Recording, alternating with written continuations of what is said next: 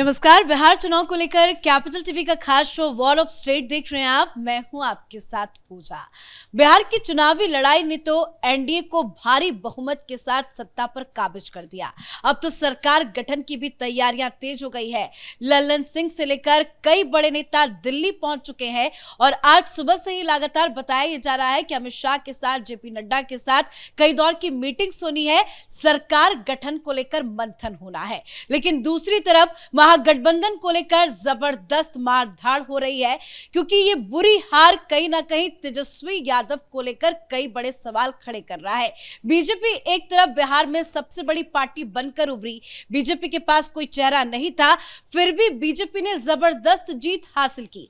लेकिन आरजेडी में देख लीजिए, तेजस्वी यादव जो सबसे बड़े चेहरे, लेकिन तेजस्वी यादव के नाम पर भी आरजेडी को वोट नहीं पड़ा।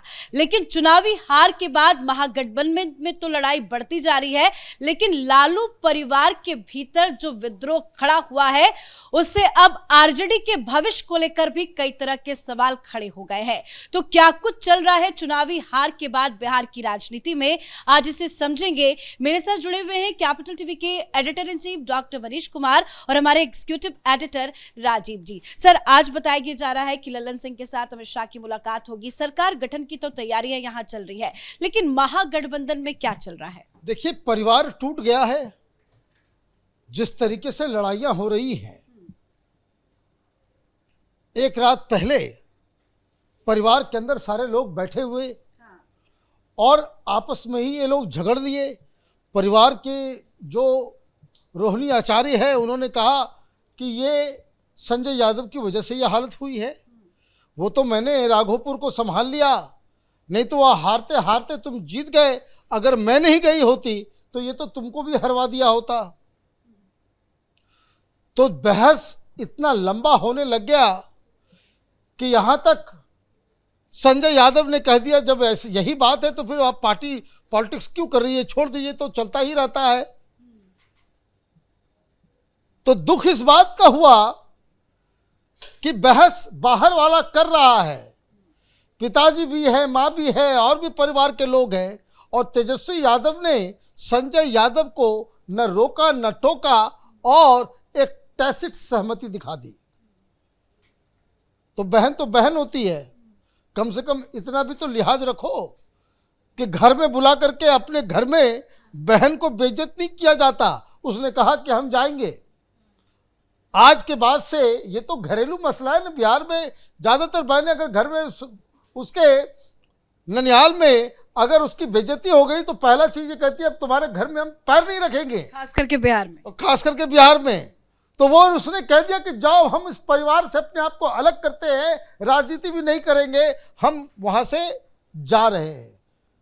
दो चीजें पारिवारिक पार्टियों में यही होता है, जो लेगेसी है संपत्ति की तरह बंटवारा, और दूसरा ये बता रहा है कि Tejashwi Yadav has lost control over his party, his family, और राजनीतिक में तो जनता ने जो बुरा हाल किया है। अब इसमें क्या हुआ कि जो नया ट्विस्ट आया कि पप्पू यादव जो है वो रोहिणी आचार्य के साथ खड़े हो गए। अब सारा टारगेट जो है पूरे परिवार का, भाई तेजस्वी अपने परिवार में अकेले हो गए। सब राजनीति करना चाहते, चाहे मीसा यादव हो या फिर वो तेज प्रताप हो, रोहिणी आचार्य हो। अगर माँ और पिताजी वो सामने आ जाएं और प्रेस कॉन्फ्रेंस में कहे कि यही हमारा जो है आगे लेकर के जाएगा, तेजस्वी ने सब कुछ बर्बाद कर दिया, तब क्या हाल होगा, ये सोचने वाली बात। राजीव से, परिवारवाद पार्टियों में तो बेटा ही पार्टी को आगे लेकर जाता है, और सबसे बड़ी पार्टी में सबसे ज्यादा परिवार के लोग तो यही है, आरजेडी है। लेकिन अब तेजस्वी यादव क्या करेंगे? ये दोनों भाइयों में भी लड़ाई है, तेजस्वी और तेज प्रताप में। पार्टी को लेकर क्या होगा? पार्टी का भविष्य किधर दिख रहा है आपको? देखिए, राष्ट्रीय जनता दल में दो समस्याएं पैदा हो गई है। एक तो परिवार के अंदर डिस्ट्रीब्यूशन की बात हो रही है कि परिवार में अब किसको क्या जिम्मेदारी मिलनी चाहिए। All in all Tejashwi Yadav नहीं होगा, ये डिवीजन ऑफ पावर की बात चल रही है। संगठन बनेगा तो संगठन में संसद के अंदर जो राज्यसभा में लोकसभा में तुम्हारे सांसद होंगे उसके ऊपर किसका कंट्रोल होगा? उसके बाद जो संगठन है उसकी जिम्मेदारी किसकी होगी?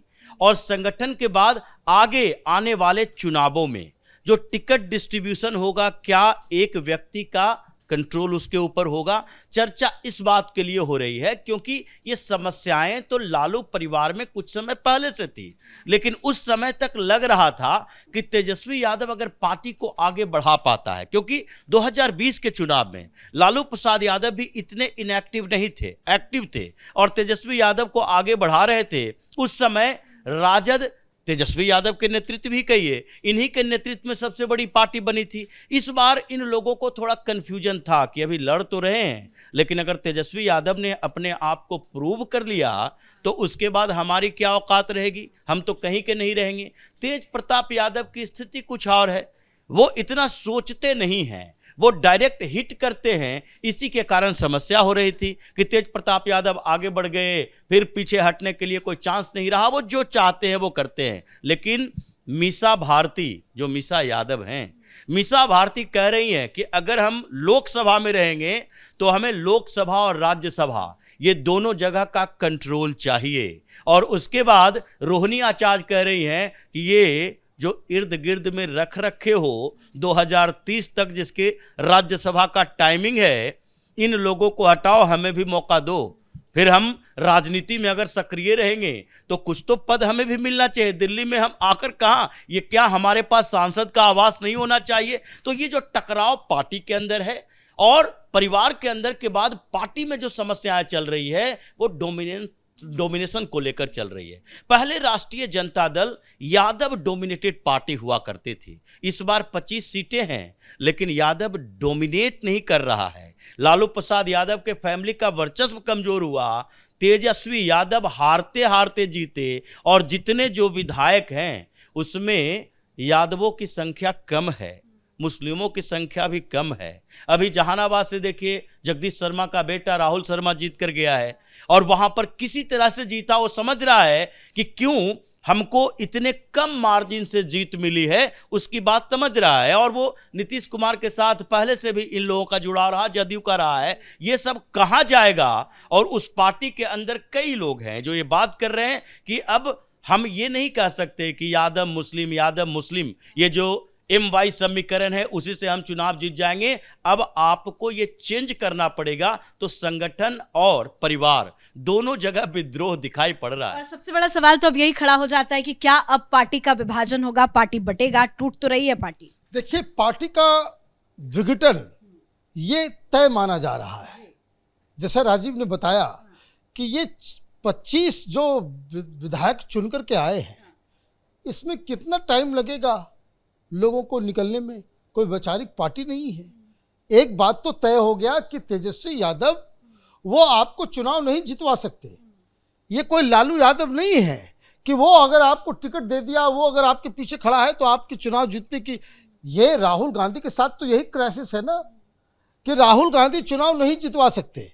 अभी तेजस्वी यादव लोकसभा, उनका पीक 2020 का चुनाव था कि जब वो पूरी तरह से पॉपुलर हुआ करते थे। उसके बाद लोकसभा का चुनाव हुआ, वहाँ परफॉर्मेंस बिल्कुल ऐसा नहीं है कि भाई आपको तेजस्वी यादव साथ खड़ा है तो आपको चुनाव जितवा देगा। फिर इस चुनाव में ये साबित हो गया कि Tejashwi Yadav is just like Rahul Gandhi, कि उसके नाम पे आपको वोट नहीं मिलेगा। जब पैसे देकर जो लोग आरजेडी का टिकट लिए और उनको ये समझ में आ रहा है कि हमारे इस आरजेडी के नाम पे हमको वोट कम मिला है, हम ऐसे भी जीत गए होते, तो वो पार्टी में रह करके क्या करेगा? वो तो ये भी देखेगा ना कि भाई अगली बार मोदी के नाम पे ही लोग जीत जाते हैं तो हम मोदी के साइड होंगे, क्योंकि ये कोई वैचारिक पार्टी तो है नहीं। राहुल गांधी के साथ यही समस्या है, जो समस्या अब तेजस्वी यादव के साथ हो गए कि वो कोई चुनाव जिताने वाला कैपेसिटी वाला लीडर नहीं है। और इसीलिए ये तो संख्या भी इतनी है कि कब टूट पड़े और कब तेज प्रताप पार्टी को तोड़ दे, कब मीसा भारती पार्टी को तोड़ दे, ये किसी को कोई अंदाजा नहीं है। बिल्कुल सर, एक सवाल और खड़े हो रहे हैं, मीडिया में भी इसकी काफी चर्चा है कि जिस तरह से तेजस्वी की हार हुई है, क्या वो अब विपक्ष के नेता बनने के भी लायक है या नहीं? देखिए, वो तो तेजस्वी को खुद सोचना चाहिए कि नेता प्रतिपक्ष हम बने कि नहीं। ऐसे सीटें तो उतनी है नहीं, ये गठबंधन के आधार पर नहीं दिया जाता है। अभी उनके पास जो कैपेसिटी है 25 सीटों की, अगर 2-4 इधर से उधर हो गया, एलओपी भी नहीं बनाया जाएगा। तो नेता प्रतिपक्ष के लिए जो तेजस्वी यादव के साथ क्षमता होनी चाहिए थी, क्योंकि एक कैबिनेट मिनिस्टर का दर्जा मिलता है, वो तो उन्होंने खो दिया, अपनी प्रतिष्ठा खो दी है कि आपकी पार्टी का परफॉर्मेंस पिछली बार से 50% कम हो गया, उससे भी ज्यादा कम हो गया, और उसके बावजूद आप ये कहते हो कि विपक्ष के सबसे बड़े लीडर हैं। ये तो इनको खुद से रिजाइन देना चाहिए, किसी पार्टी के दूसरे नेता को, राजद के दूसरे नेता को मौका देना चाहिए। ये दबाव भी बनेगा कि आप पिछले 5 सालों से नेता प्रतिपक्ष में हो और उसमें सरकार में भी रहे हो, लेकिन उसके बावजूद आपकी क्रेडिबिलिटी उतनी नहीं हो पाई। अब आप संगठन देखो और नीतीश कुमार के सामने जाने की भूमिका में हमें दो। इसीलिए समस्या तेजस्वी यादव के लिए दूसरी भी है। पिछली बार जो बार बार विधानसभा के अंदर ये आक्रामक रुख रखते थे राजद वाले और तेजस्वी यादव खुद, वो इसलिए क्योंकि इनको लगता था कि अभी इस विधानसभा के अंदर सबसे बड़ी पार्टी राजद है। लेकिन इस बार आपको बेइज्जती होगी, हर दिन बेइज्जत होना पड़ेगा कि तुम्हारी जमानत जब्त कर दिया लोगों ने। तो अभी समस्या तेजस्वी यादव के साथ है। ये अभी कोप भवन में बैठे हैं, जब बाहर निकलेंगे तब तक राजद के नेताओं की संख्या कितनी होगी ये काउंट किया जाएगा, तो आगे बढ़ेगा कि ये नेता प्रतिपक्ष बनेंगे या अभी कुछ दिन के लिए वनवास में रहेंगे। बिल्कुल, बहुत बहुत धन्यवाद सर आप दोनों का। तो तेजस्वी यादव जो चुनाव से पहले जिस तरह के दावे कर रहे थे, उन दावों की तो पोल खुली ही है, साथ ही जो एकजुटता को लेकर भी दावा किया जा रहा था उसकी भी पोल पट्टी इन नतीजों के जरिए खुल गई। लेकिन अब सबसे बड़ा सवाल यह है कि तेजस्वी यादव का क्या होगा, आरजेडी का क्या होगा, क्योंकि आरजेडी में जिस तरह से विद्रोह है, खुद रोहिणी आचार्य ने जिस तरह से पार्टी से अलविदा कह दिया है, उसके बाद अब सिर्फ और सिर्फ सवाल एक ही है कि अब आरजेडी का भविष्य क्या होगा। तय मानिए आने वाले कुछ दिनों में एक बड़ी बगावत जरूर आपको दिखाई देगी। इस खास शो में इतना ही। देखते रहिए कैपिटल टीवी। नमस्कार।